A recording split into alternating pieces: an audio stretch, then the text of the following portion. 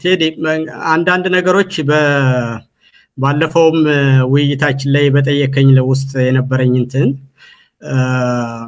ግልጽ ለመሆንና ያንኑ ነው ደግሜ የምናገረው። እኔ እነ ሌኒን እንዳሉት በወዛደራዊ አምባገነንነትና ስልጣንን በመያዝ ኮሙኒዝምን እውን እናደርጋለን የሚሉትን ወይም ከጠመንጃ አፈሙዝ ስልጣን ይመነጫል የሚለውን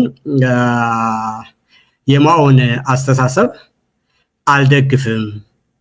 ነገር ግን የህልውና ትግል ባጋጠመው ጊዜ አንድ ማህበረሰብ ራሱን መከላከል እና የተፈጥሮ ህግ ስለሆነ ያን በህይወት ለመኖር የሚያደርገውን ትግል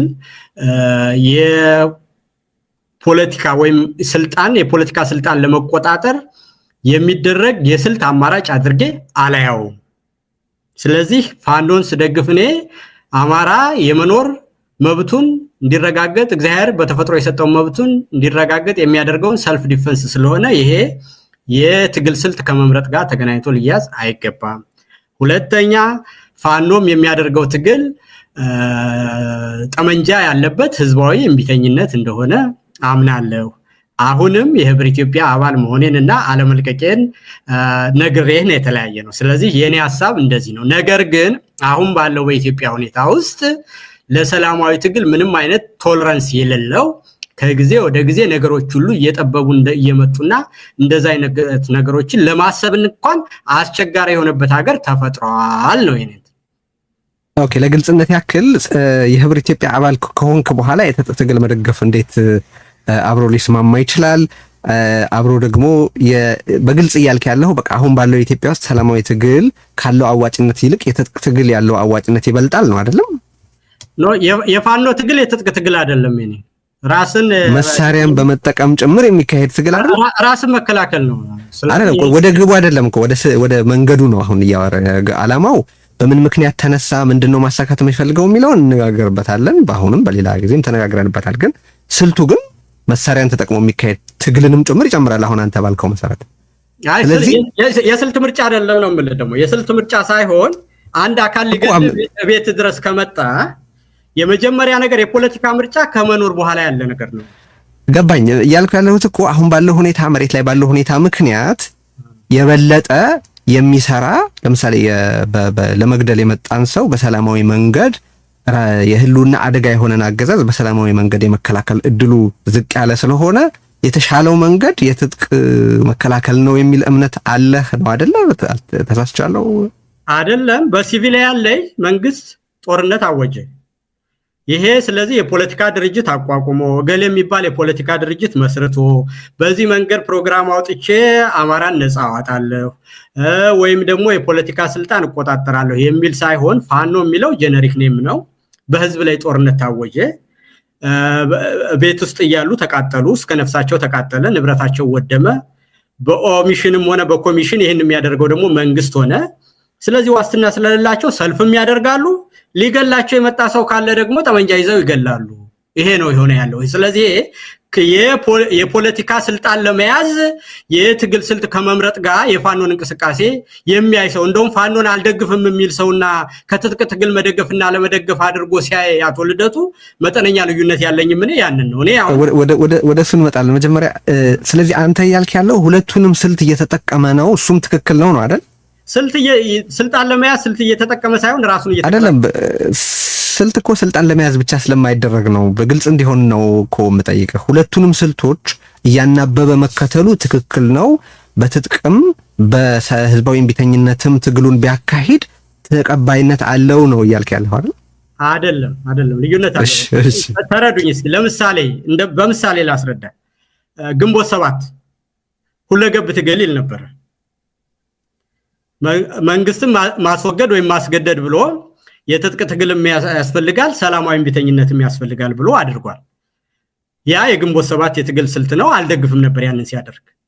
አንዱን ከደገፍ ከአንዱን መርጠ ሁለቱ አንድ ላይ ናቸው። የጠመንጃ ትግል ነው ማለት ነው። ሰላማዊ ሲደመር ጠመንጃ ውጤቱ ጠመንጃ ነው አይደለ? የሁለቱ ኢንተርሴክሽን ጠመንጃ ነው የሚሆነው አይደለም? ስለዚህ ጠመንጃ ካለበት ሰላማዊነቱ አብቅቷል ነው። ስለዚህ ያንን ስልት አልደግፍም እኔ ስልጣን ለመያዝ ብሎ ሁለገብ የሚባል የጠመንጃ ስልት የሚባል አልደግፍም። ይሄ ደግሞ ከልቤ ነው እኔ እውነትን ለማን ታክቲክ አይደለም። ምክንያቱም መንግስት አሁን ይሄንን ደግሞ ኢትዮጵያ ውስጥ እኛም ተናግሬዋለሁ። የፋኖ ሰዎችን የሚሳደዱ ባገኛቸው እደብቃቸዋለሁ ብዬ ከበላይ ማናየጋ ኢንተርቪው አድርጌያለሁ። የሚሳደሩ ሰዎችን ባገኛቸው እኮ ያኔ ግንቦት 7 የግንቦት ሊገልስ ይመጣ አንድ ሰው መከላከል የፖለቲካ ስልጣን ለመያዝ የትግል ስልት ከመምረጥ ጋር አንድ አይደለም፣ በፍጹም ግንኙነት የለውም ነው ማይ ፖይንት። ኦኬ የህልውና ትግል ነው አይደለ? የህልውና ትግል ከሆነ ለዚህ የህልውና ትግል መሳካት አዋጪ ነው የምትላቸው የትግል ስልቶች የትኞቹ ናቸው? እንግዲያውስ ሰልፍ ዲፌንስ ነው ያንድ ነው። በጠመንጃ ሊገልህ ከመጣ በጠመንጃ መግደል ምርጫም አይደለም ምንም ከፖለቲካ ጋር የሚገናኝ አይደለም። በቃ የመኖር መብት ከፖለቲካ ስልጣን ጋር አንድ አይደለም። በቃ ምንም አያገናኙ። ሊገል መጣ ተደራይተውም አልጀመሩም እንኳን በየመንደሩ ግን ትግል ነው እኮ እሱም እኮ ይልቃል ትግል እኮ ነው እሱም የህልውና ትግል አይደል ስያሜ? አዎ የህልውና ትግል ነው። ኦኬ የህልውና ትግሉ ከግብ እንዲደርስ ለማሳካት የሚረዱት አዋጪ የምትላቸውን ስልቶች ንገረኝ። አሁን ፖለቲካ ሲጀመር ዋናው ቁም ነገሩ መኖርን ማስቻል ነው። ስለዚህ የህልውና ትግል ራሱ ከፖለቲካ ውጭ እንዴት እንደሚደረግ አላውቅም። ግን የህልውና ትግልን ለማሳካት የሚካሄድ ትግል ከግቡ እንዲደርስ አዋጪ የምትላቸው የትግል ስልቶች ምንድናቸው? ስልት ስልህ በቃ ያንን ነገር ለማሳካት የሚካሄድበት መንገድ ብቻ አድርገህ ውሰደው። ምናልባት ሌላ ኮኖቴሽን አለው ብለህ ካሰብክ ብዬ ነው። አዎ እኔ ልዩነትም ስላለው ነው ቴዲ። በእውነት አይደለም አንድ ሰው ራሱን መከላከል የትግል ስልት ተደርጎ እንዴት ነው የሚታየው ነው። ሊገልህ ከመጣ አንድ ሰው ዛሬ ወይ ግልጽ አይደለም ጎበዝ ኮሙኒኬተር አይደለም። ትግልነቱን ተቀብለናል አይደለ? ትግልነቱን ተቀብለናል ሁላችን እኔና አንተ። እሺ ቢያንስ ለደታ ሐሳቡን እስኪሰጥ ድረስ ትግልነቱን ከተቀበልን ትግል ስልት አለው አይደል? የህልውናም ይሁን የፖለቲካ ስልጣን ለመያዝም ይሁን ትግል ስልት አለው። ይሄ ስልት አይደለም፣ ይሄ ደመነፍሳዊ ነው፣ ስቴት ኦፍ ኔቸር ነው። ስለዚህ የተደራጀና የተመራ እንቅስቃሴ አይደለም የፋኖ እንቅስቃሴ ማለት ነው። አይ ለመቋጨት ይደረጋል፣ ይሄ ምንም ጥያቄ የለውም። አሁን ባለበት ሁኔታ በቃ ስቴት ኦፍ ኔቸር ነው። ጀስት ማናቸውም የሰው ሰብአዊ ሪአክሽን ነው እንጂ የተደራጀ በእዝ ሰንሰለት የሚመራ እንቅስቃሴ አይደለም ማለት ነው። እሱማ እንዴት ሊገል ሲመጣ እኮ ተደራጅተው የሰፈሩ ሰዎች አንድ ላይ ቆሙ፣ ምንም ጥያቄ የለውም። ግን ይሄ የፖለቲካ ድርጅት ሳይሆን ጋዜጠኛ የነበረ ሰው፣ ገበሬ የነበረ ሰው፣ ስራ የሌለው ሰው፣ አስተማሪ የነበረ ሰው፣ በጠመንጃ መዋጋትን የማይፈልግ ሰው ሁሉ ሊገደል ስለመጣ ሰፈሩ ሲቃጠል ተሰብስቦ መጣና ያን የመጣውን ነገር ዲተር አደረገ። ይሄ ከፖለቲካ ስልት ምርጫ ጋር ምንም ግንኙነት የለውም። በህይወት ለመኖር ሲባል በፍርድ ቤት ሁሉ የሚፈቀድ እንጂ የትጥቅ ትግል አድርጎ መንግስትን ከመገልበጥ ጋር አድርጎ አይታይም ነው የኔ። እሺ ወደ ልደቱ ከመሄድ በፊት አንድ መጨረሻ ጥያቄ ላንሳለህ። ለምሳሌ በትግራይ ውስጥ የህልውና ትግል ይካሄድ ነበር። ያ የህልውና ትግል ሲካሄድ በሁሉም አቅጣጫ ተከበናል፣ ጄኖሳይድ እየተፈጸመብን ነው፣ ህዝባችን እንዲጠፋ ተፈልጓል። ስለዚህ ይህንን ኃይል በጠመንጃ እንታገለዋለን አሉ። ትግል ነው አሉ፣ ቃልሲ ነው አሉ፣ ትግል ማለት ነውና የትግል ስልቱ ደግሞ ወታደራዊ መንገድ ነው አሉ። ስለዚህ ዲፕሎማሲንም ይቀላቅል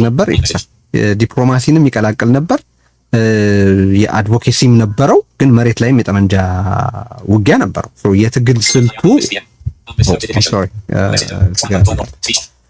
ስልቱ እነዚህ ቀደም ሲል የጠቀስኳቸው ናቸው። ከዛ አንጻር በአሁኑ ወቅት ፋኖ ከግቡ ለመድረስ ሊከተላቸው ይገባል ያዋጣሉም የምትላቸው ሌላ ስም ስጠው አንተ የፈለከውን ስልት የሚለው ምናልባት ካልተመቸህ ማለት ነው። ምን መንገዶች ቢከተል ትክክል ነው፣ የትኞቹ መንገዶቹ ትክክል ናቸው ነው የምትለው ነው ጥያቄ።